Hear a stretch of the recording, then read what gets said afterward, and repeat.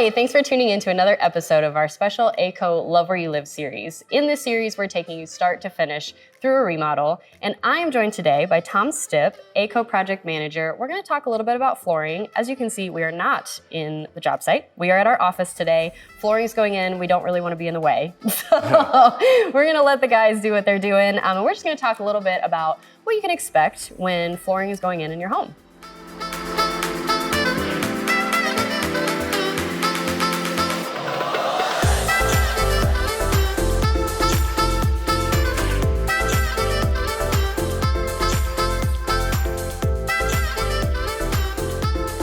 Let's just start with, the flooring going in now. What can the homeowners anticipate to kind of live through when the flooring is going in? It kind of depends on what kind of flooring you're going into and obviously what kind of flooring you're taking out. Some flooring will take, a tile or a glue down hardwood would take much longer than, a floating floor carpet to demo. Pull out, yeah. Also, ceramic and hardwood could be, that's going to be a little bit more dusty, a little bit more invasive into your home. And then rubbing up carpet and, click together stuff normally can go out pretty quickly and the install can go in pretty quickly. But you would expect some dust, but typically if everything goes according to plan, not too much dust all around the house. Yeah, we talk about dust a lot. Yeah. It's inevitable in what we do, but sometimes more than others. As far as other things though, like getting prepared, pulling things out of rooms, what all is a homeowner going to be responsible for? So we got two different kinds of installs that we'll do. You can either pay us to move all of your furniture for you, or the homeowners can move it out themselves. Sure. If we're going to move your furniture for you, we just expect that, all small items, trinkets, valuables, breakables, have you guys move that, and we'll do the heavy lifting on, the dressers, beds, cabinets, other stuff along those lines. Yeah, because that's not fun for them to do. So it can be a little easier just to pull out all the small stuff. Yep. So as far as things that we need to consider, though, when we're going into a flooring project, on our end, it seems like a simple thing, right? But you mentioned pulling out tile or solid hardwood, those kinds of things, and coming in with a different material. What kind of considerations do we have on the front end to make sure that things go smoothly? Things you definitely want to check at first would be floor heights. Obviously, if you're taking out like a 3/4 inch hardwood and you're going in with an LVP, obviously that subfloor would have to be built back up to that height.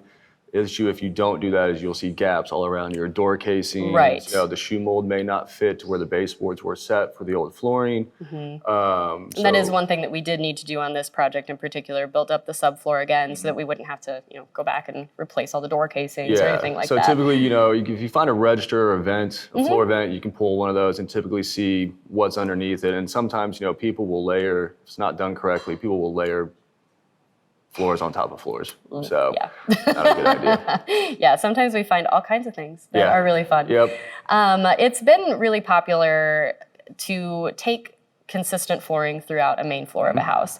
But there are times when there are, different floors that will abut each other. So let's talk about these pieces that we have here and what kind of transition pieces we need when we go into situations like that. Yeah, so depending on the thickness of the flooring that you might be keeping in your home, there's different items. There's a T-mold. When you've got two floors that are similar height, obviously a T-mold will butt up, there'll be a transition piece to show where the two go.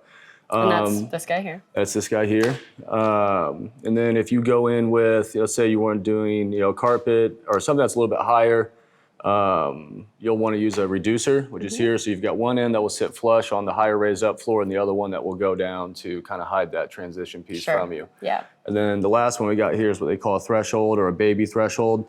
Typically those are used to possibly maybe go into tile if you're going in with a higher or a larger hardwood, and also we use those into a lot of unfinished spaces. So at that doorway, it goes into just a, if it's like a concrete unfinished part of your basement, like a utility room, something like that, where you'll see those a lot at. Absolutely. I think the other thing to consider when the flooring goes in is trims, right? Like your baseboard, your shoe. Those are all things that we'll do as part of our installation as well. Let's talk a little bit about that. So we can do, if you wanted to update all your baseboards as well, go to the more modern, or if you just have kind of chewed up baseboards and want a refresher. And then obviously, we typically recommend you putting down shoe mold. You do for almost every type of flooring with the exception of carpet. you need some kind of expansion gap around the edges of the house. So it can move. So it can move around a little bit with the house. And if you don't do that, you either end up with an ugly gap or you'll end up with like peaking if it's too tight to a wall or anything like that, or to another subfloor, another flooring, you can end up with peaking, which, will cause a bounce in your floor, which no one wants. Oh gosh, yeah. We don't like ugly gaps or peaking. We don't like any of that. Well, thanks so much for your expertise. We love having you as part of the team. And be sure to tune in next time, see where this project goes from here.